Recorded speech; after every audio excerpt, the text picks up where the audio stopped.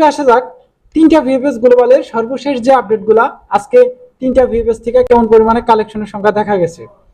আজকে ঢাকা, চট্টগ্রাম এবং সিলেট এই তিনটা গ্লোবাল মিলে প্রায় 250 থেকে 300 জন মতো একটা কালেকশনের সংখ্যা দেখা গেছে। এর ভিতরে ঢাকায় দেখেন, একটু খেয়াল করেন, আজকে এক সেকেন্ড, আজকে ঢাকায় কালেকশনের সংখ্যা দেখা গেছে প্রায় 80 থেকে 90 জন। যেহেতু সপ্তাহের প্রথম একটা কালেকশন রবিবার, তো একটু কালেকশনটা বেশি থাকে। 80 থেকে 90 জন একটা কালেকশনের সংখ্যা দেখা গেছে। এর ভিতরে স্পন্সর, এগ্রিকালচার টোটালে মিলে প্রায় 8 থেকে 10টা পাসপোর্ট কালেকশন করে তারা ভিসা পাইছে। বাকি অনেকেই প্রায় 40-50 জন মতো রিজেক্ট করছে।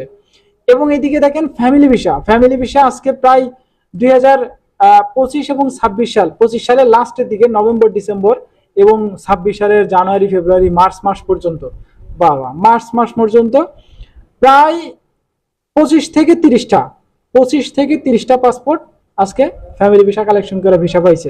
এদিকে স্টুডেন্ট ভিসা পাইছে 2টা।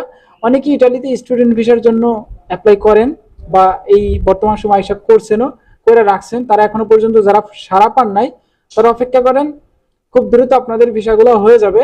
কারণ দেখেন, এই যে ফেব্রুয়ারি মাসে একটা স্টুডেন্ট ভিসা 2026 সালের, এবং 25 সালের আছে একটা, 25 সালের আছে এটা সেপ্টেম্বর মাস, মেবি সেপ্টেম্বর মাসের।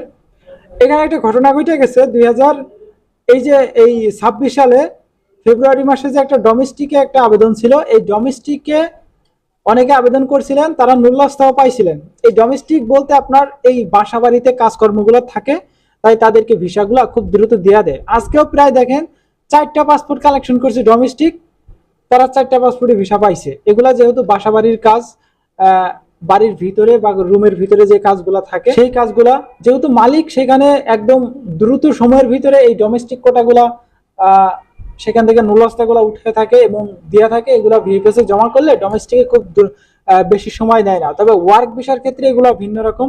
এখানে অনেক যাচাই বাছাইয়ের যে ব্যাপারটা সেটা আছে, অনেক যাচাই বাছাই করে দেখা গেছে যদি মনে হয় যে আপনার পাসপোর্টটা ভিসা পাওয়ার যোগ্য, তাহলে ভিসাটা দেয়।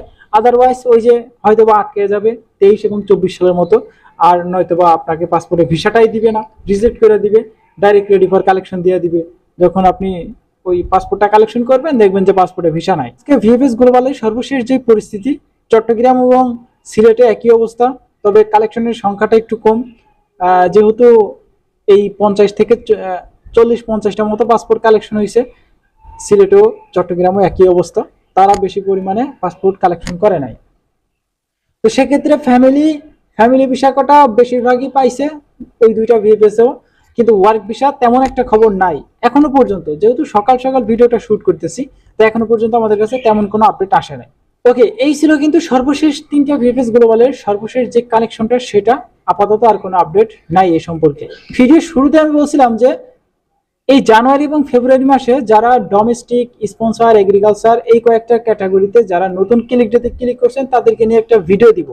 এই ভিডিওটা অনেক লং হয়ে যাইতেছে, এখানে আর কোনো প্রকার ইনফরমেশন দিব না। আমি আগামীকাল একটা ভিডিও দিব, সেখানে আপনাদের এই নতুন যারা জমা করছেন তাদের সর্বশেষ যে পরিস্থিতি সেটা কি, কোন পর্যায়ে আছে, নুল্লাস্তা উঠতেছে কিনা, কোন শহর থেকে কেমন পরিমাণে পাসপোর্ট জমা পড়ছিল এবং সেখানে নুল্লাস্তা বা ওয়ার্ক পারমিট কতগুলা দেওয়ার সম্ভাবনা আছে, বা এখনো পর্যন্ত যারা পান নাই তাদের ওঠার সম্ভাবনা আছে কিনা, সেগুলো নিয়ে বিস্তারিত হবে পরবর্তী ভিডিওতে আলোচনা করা হবে।